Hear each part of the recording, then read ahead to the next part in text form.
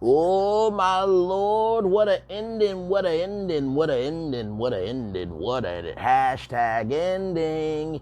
It's 9:01. You know what time it is. You know what we do, and you know this is how we roll. Welcome in everybody to another edition of Brainley's virtual tour pit stop. Everything on this channel is alleged, in my opinion, for entertainment purposes only. Once again, everything on this channel is alleged, in my opinion, for entertainment purposes only. Once again, everything on this channel is alleged, in my opinion, for entertainment purposes only. So let's get into it. You're here. You saw the thumbnail. Let's do what we do. So we start the episode with Nell and Chris Fletcher, and we end the episode with Nell and Chris Fletcher. So they are having a Fletcher family dinner.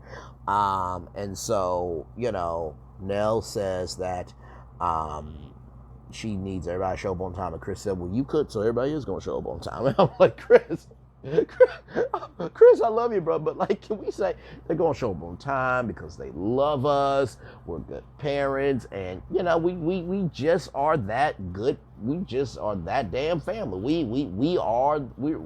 We're the best family, but I feel Chris though. Because low key, if you cook it, and I know your food is good, I'm going to be on time. So I'm not mad at Chris for that. So, Nell and Chris says that everyone is grown now and that, they're not a blended family. A blended family, according to Nell, is, when the kids are older with new parents, and that's not what it was. So, Nell and Chris each had one kid apiece, or one child apiece when they came into their relationship. Nell had Lance, and Chris had Alexis. And then I noticed something that during the confessionals that Nell smiles at Chris. And listen, I don't know what happened with them with their cheating, but I can genuinely tell that Nell and Chris Fletcher are supposed to be together.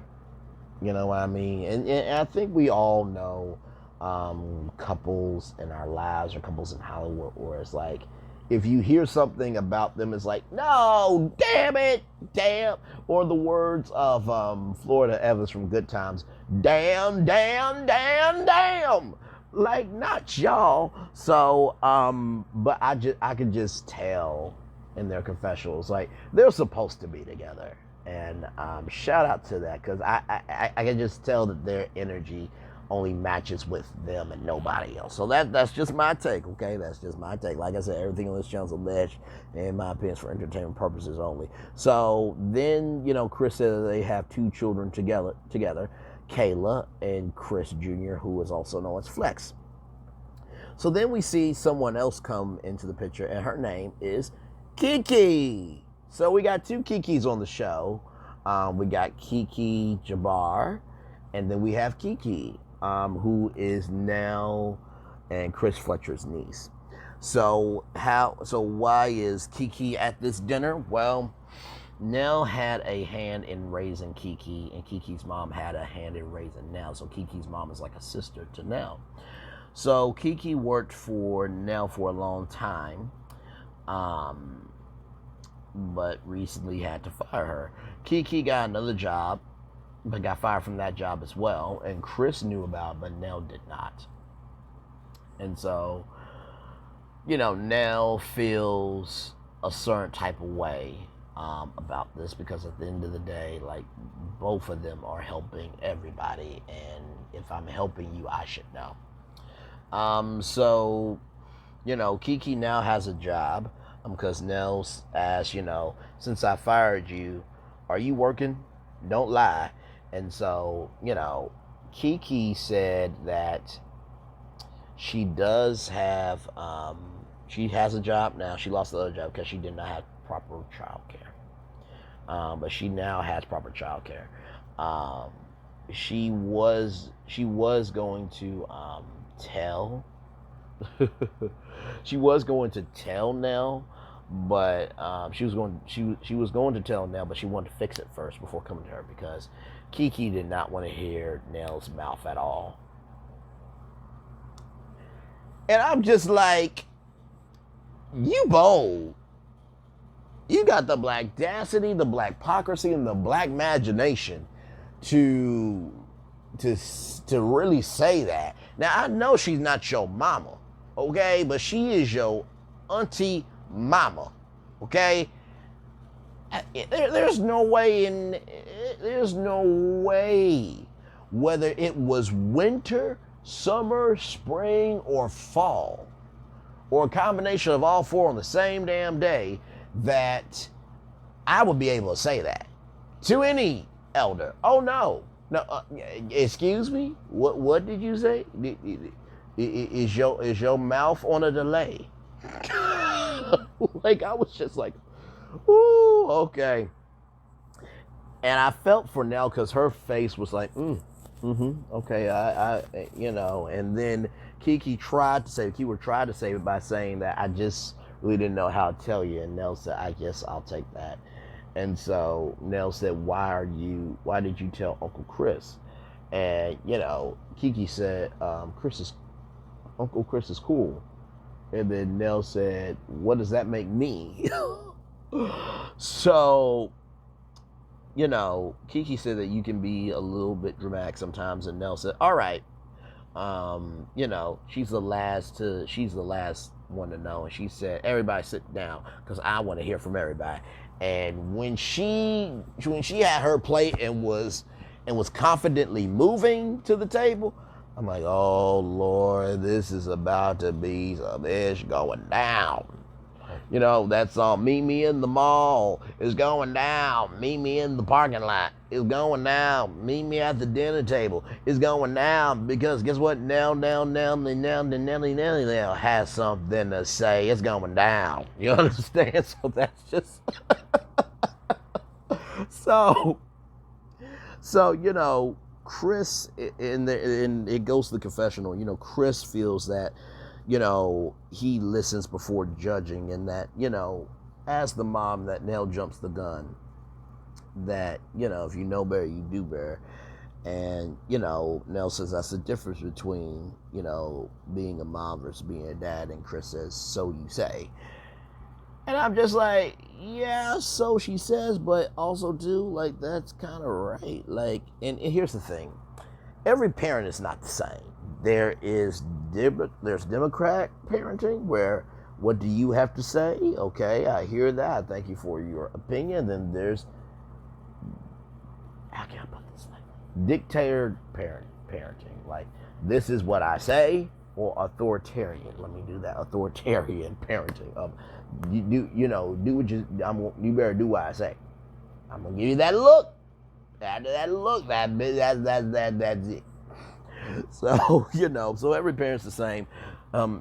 Sorry. Every parent's not the same. But I totally got what Nell was saying. That, as a mama, boy, did I tell you to do better, or daughter, did I tell you to do better? I already told you what to do, and you're not listening. So, and listen, my dad, he's quiet, but he carries a big stick. And my mom, she is patient, and she is still, but she knows when to get activated when it needs to matter. So I think every parent has different levels for different things that they come at when it comes to issues with their kids. Okay, so just with that being said, Nell is at the table with everybody, and Nell says, each one of you have your own issues, and the same way that I come through for all you all need to come through the same way for each other. And I cooked this food for y'all, so let's talk about it. So, first of all, Nell wants to know about Kiki's job, and that, are you going to keep it? And Kiki said, well, first of all, we're not going to pretend that I can't keep a job. And Nell says that Nell can be dramatic. And Nell says, you would be dramatic if you weren't overload, having to do everything for everybody. And then, the fact comes up that, that the kids don't really go to her, they go to their dad. And so Alexa said that she doesn't talk to anyone, and that Chris Jr., Flex says half of the time he doesn't come to dad for feelings all the time, and that, he wasn't trying to ignore his mom. And Nell said that Chris Jr. used to call him every other day, and now you're not doing that anymore. And listen, at the beginning, middle, end of the day, I think all, kids and parents go through this, that, you know, the kids are living their lives being grown people, but that doesn't mean that the kids don't love them. But I also understand too of just, hey, I need to hear your voice to make sure that you're okay. You know what I mean? So I go through that too. You know what I mean? Um, and sometimes too, I think that kids recognize that they don't want to be a burden on their parents, so maybe that's why they don't call. But you know, for most parents, it's better to call and to be a burden, because at least they hear your voice rather than not hearing from them at all. So I get that for now, that she's mama bear and that she just wants to make sure her cubs are okay. So I can totally understand that.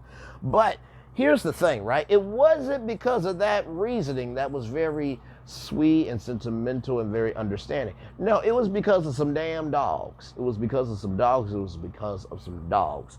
So here's what ended up happening. So Chris Jr. went to jail. And so because of that, you know, Nell and Chris had to get his dogs. So when they took the dogs to the vet or veterinarian, it was a $3,800 bill for the dogs. And so then, because their son was in jail, they had to bond him out for $6,000, right? So let me just add up the numbers here, just so that way we can know what's going on. So 3,800 plus 6,000. So basically, Chris Jr. Flex owes Nell and Chris Fletcher $9,800. I'm gonna say that again, $9,800. One more time, $9,800. And so Nell said that he is not getting those dogs until he pays the money. And so Chris Jr. feels like that, you know, that Nell and Chris took his dogs, but Lexus says instead saved. So, you know, Chris feels that it's like a trade for a trade, that, you know, hey, listen, you guys, you know, take care of the dogs until I'm back on my feet. You know, you guys paid the bill, so I don't feel like I have to really give y'all back anything. And Nell is about to go ham. And listen, and you know what? I'll give my take overall when we get to the preview at the end. But I really felt like, as a son, you don't really have a lot of wiggle room. As sons and daughters, we don't have a lot of wiggle room.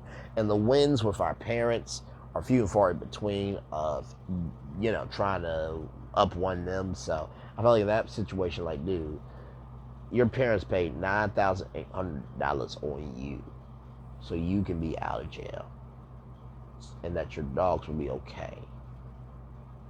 You have no room to talk. They've done more than enough, and you're grown at this point. So they could have left you behind in jail. They could have left the dogs, but they have the heart, the sensitivity, and the mindset to care.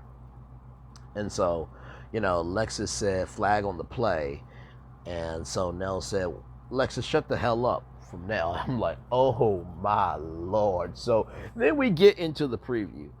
Alexis is not here for the BS, and that, you know, Chris and Alexis talk about how Chris wasn't supportive of Alexis until age 28, allegedly. Then, you know, then Brittany helps Melody find love. And y'all, did y'all see what Melody said? She said, listen, I think this is some international vagina. I'm like, what? What? And Brittany was like, oh my God. Oh my God. Like, I know we talk, but I didn't think you would talk in front of the company. The company.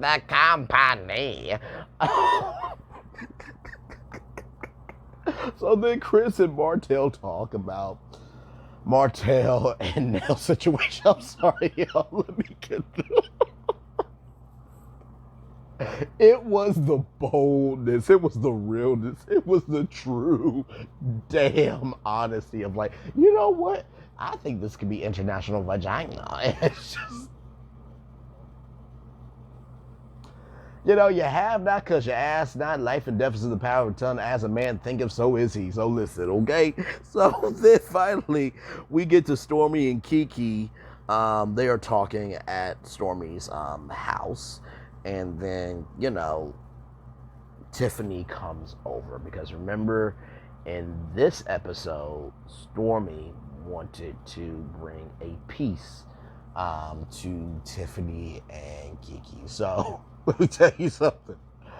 I got a feeling that in the next episode where the Fletchers are having dinner, there's going to be a lot more heat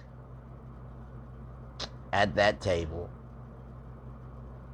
I just got a feeling that, and here's the thing, when you get older, and you become your own person, everyone has a different journey, and sometimes your journey, along with other people's journey, culminate, and it's knees weak, arms heavy like spaghetti.